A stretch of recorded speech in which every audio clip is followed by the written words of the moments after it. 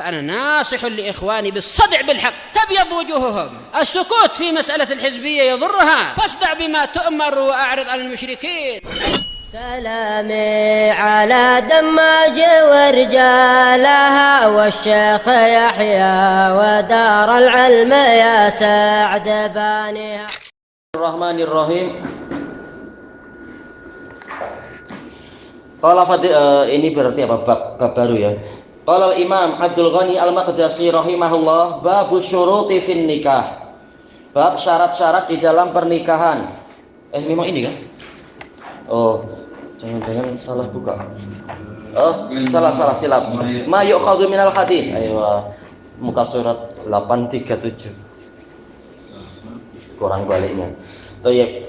Qala fadilatul Syekh Abdullah Al-Bassam rahimahullah, ma yu'khadhu minal hadits. Apa faedah yang diambil dari hadis ini? Masalah perebutan kemarin itu ya, perebutan nasab dari Abdullah bin Zam'ah. Yang pertama, annal walada lil firash, bahwasanya anak itu dinisbatkan kepada pembaringan. Yaitu apa? Siapa yang melahirkan dia?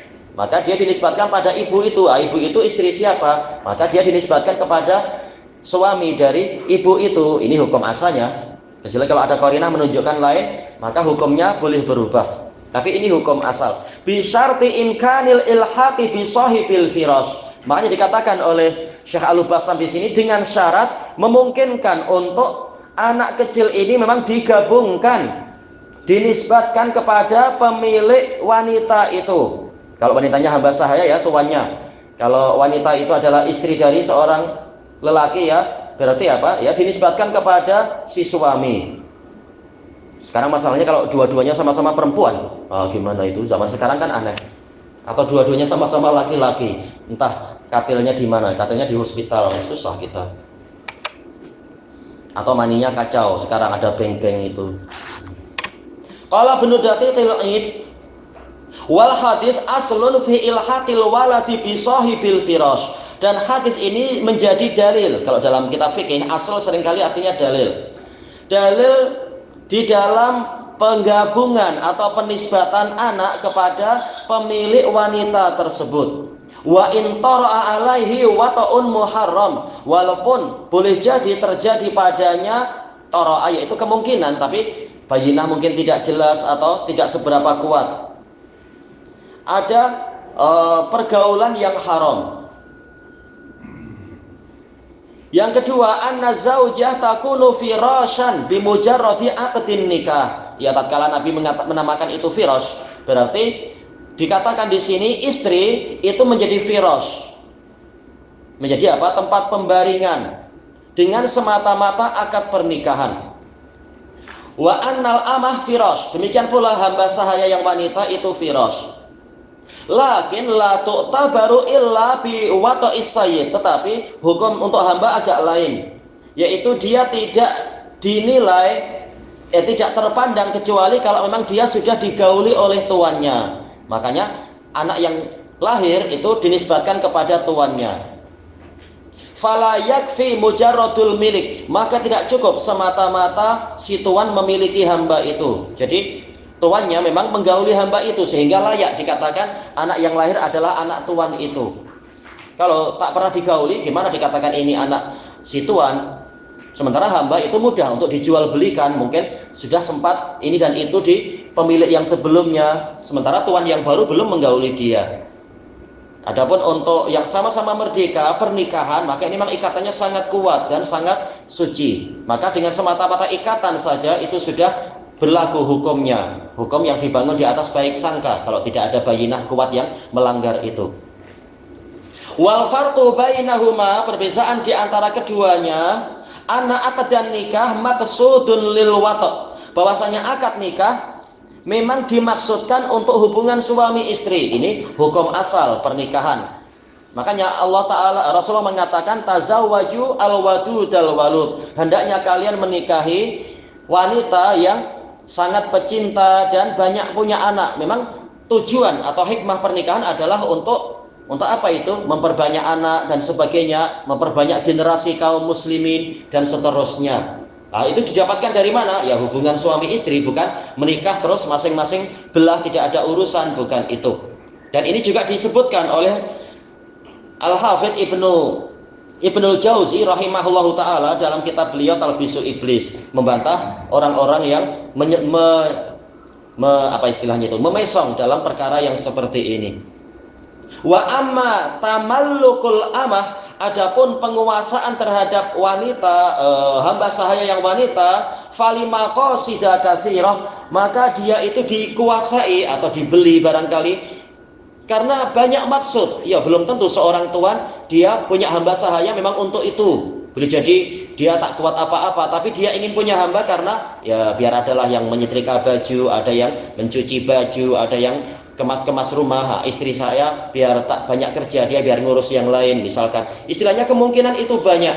Atau memang dia ingin harta. Karena apa? Masing-masing hamba yang dibeli itu memiliki kepakaran. Nah, nanti tuan boleh untuk membuat syarat pada hambanya. Engkau boleh kerja, boleh dapat duit, tapi setengahnya untuk saya. Jadi kemungkinan untuk memiliki hamba sahaya, tujuan-tujuan itu banyak, matlamat banyak. Adapun untuk pernikahan, jelas tujuan terbesar adalah hubungan suami istri untuk memiliki anak dan keturunan yang mulia dan sebagainya. Amma Syekhul Islam Ibnu Taimiyah, adapun Syekhul Islam Ibnu Taimiyah faqal, beliau mengatakan asyara Ahmadu annahu la takunu zaujatu firasya. Imam Ahmad bin Hanbal mengisyaratkan bahwasanya istri tidak menjadi firash illa ma'al aqdi wa dukhulil muhaqqaq, kecuali disertai dengan memang ada akad nikah dan memang telah dipastikan sudah ada hubungan suami istri. Imam Ahmad mensyaratkan sudah ada dukhul. La al-imkanil mashkuki fi, bukan semata-mata kemungkinan yang masih diragukan. Jadi semata-mata akad itu belum cukup kalau menurut Imam Ahmad. Qala Ibnul Qayyim wa hadza huwa shahihul majzumu bih. Ibnul Qayyim memilih pendapat Imam Ahmad. Inilah yang benar dan dipastikan, yaitu syaratnya adalah apa? Memang si suami itu sudah menggauli istrinya sehingga layak nanti anak-anak yang lahir setelah itu adalah anak dia. Ya memang ini pendapat yang sangat kuat juga. Cuma hukum asalnya adalah kita baik sangka orang menikah memang untuk punya keturunan lah, untuk membina keluarga yang baik. Bukan semata-mata akad kemudian tidak ada hubungan suami istri, tidak ada ini dan itu. Wa illa, kata Ibnul Qayyim, karena jika tidak demikian, fa kaifa tasirul mar'atu firasha, maka bagaimana wanita itu menjadi firash sementara suami tak pernah menggauli dia. Ya memang ini pendapat yang kuat sekali juga memang. Tapi kita baik sangka hukum asal menikah adalah untuk itu. Ini muslimin, bukan pernikahan orang Kristen kah atau orang berbagai agama yang boleh jadi menikah sekedar untuk jaga reputasi atau apalah biar tidak dikacau oleh orang tuanya. Kapan engkau nikah? Nikahlah dengan ini. Oh saya sudah nikah. Padahal sekedar nikah yang apa gitu-gitu istilahnya, menyewa wanita misalkan untuk menikah palsu. Bukan, ini yang dibahas adalah pernikahan hakiki kaum muslimin. Baik. Kemudian walam yadkhul biha zauj. Ya bagaimana? Ini pendapat Imam Ahmad yang dirajikan oleh Ibnul Qayyim memang kuat sekali juga. Bagaimana wanita tadi menjadi firash sementara si suami belum pernah menggauli dia. Walam yabni biha, sama ya, yaitu belum membina hubungan rumah tangga itu. Yang ketiga, annalistilhaq la yahtassu bil ab, bahwasanya penisbatan anak kepada dirinya, pada seorang lelaki ini tidak khusus untuk ayah anak itu semata. Bal yajuzu minal akh, bahkan boleh itu tuntutannya itu dari saudara. Ya jelas si saudara tak mengatakan ini adalah anak saya, tapi ini saudara saya. Seperti yang dilakukan oleh Abd bin Zam'ah, berusaha merebut siapa itu? Abdullah bin Zam'ah, mengatakan ini adalah anak Zam'ah. Merebut, bertikai dengan siapa kemarin itu? Bertikai dengan Sa'ad bin Abi Waqqas. Sa'ad bin Abi Waqqas sendiri tidak mengatakan ini anak saya, tapi ini anak dari saudara saya, yaitu Utbah bin Abi Waqqas. Menunjukkan penuntut tidak wajib dari si ayah, tapi boleh dari saudara-saudara dia. Sekedar menuntut, bukan berarti mengatakan ini anak saya, bukan, tapi menuntut. untuk digabungkan kepada mungkin ayah mereka dan sebagainya. Kemudian dikatakan di sini baya juzu minal akhwa ghairihi minal aqarib. Bahkan boleh tuntutan itu diajukan. Datangnya tuntutan adalah dari saudara ataupun sanak kerabat yang lain. Baik. Terkadang tuntutan ini muncul dari orang-orang yang melihat anak ini potensi besar, punya warisan yang banyak dan sebagainya. Sehingga orang berusaha untuk anak ini gabung dengan saya dan sebagainya. Yang keempat, anna hukma syabah innama yu'tamadu alai idza lam yakun hunak ma huwa aqwa minhu kal firash. Bahwasanya hukum kemiripan, ini kan anak ini sebenarnya mirip dengan siapa? Mirip dengan Utbah bin Abi Waqqas. Ya, hasil perzinaan ternyata memang betul-betul mirip hasilnya. Tapi sekedar kemiripan ini hanyalah menjadi patokan, menjadi sandaran apabila tidak di sana itu tidak ada qarinah yang lebih kuat seperti firash. Dan ini juga dibahas oleh Ibnul Qayyim di dalam kitab beliau At-Turuqul Hukmiyah. Buktinya dalam pembahasan yang lain, pembahasan apa itu?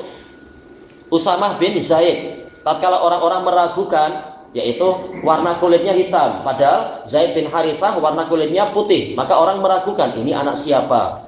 Ummu Aiman hitam, beliau dari Habasyiyah. Nah, Rasulullah sedih tatkala orang meragukan bahwasanya ini adalah hasil pernikahan yang sah, hasil hubungan yang sah. Orang malah berpikir yang aneh-aneh. Maka tatkala datang Mujazziz al-Mudliji, bahasanya agak susah. Kenapa dikatakan Mujazziz? Namanya tidak terkenal. Dikatakan Mujazziz karena dia kalau mau memerdekakan hamba sahaya pasti ubun-ubunnya akan dibotak lebih dulu hamba itu, baru engkau bebas. Terkenal dia jadi Mujazziz. Tapi orang ini adalah qafah, yaitu pakar menilai, pakar tilik nasab.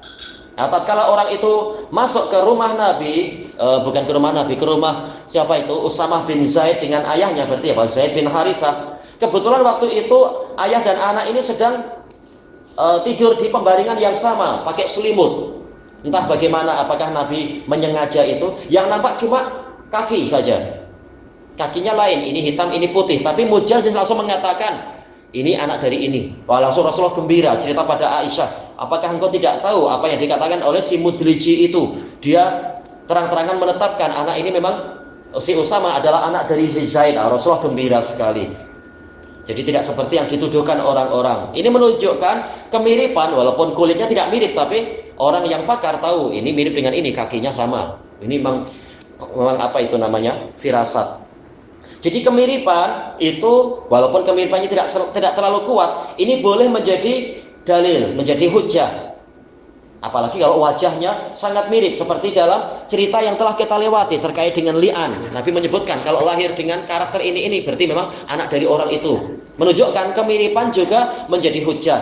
Tetapi itu bila terjadi apabila tidak ada qarinah yang lebih kuat. Nah, sekarang ada qarinah yang lebih kuat, yaitu wanita ini adalah milik siapa? Milik dari keluarga Zam'ah. Maka hukum asalnya berarti yang dia lahirkan adalah anak dari tuan dia, yaitu Zam'ah. Nah, ini qarinah yang lebih kuat. Rasulullah menguatkan itu.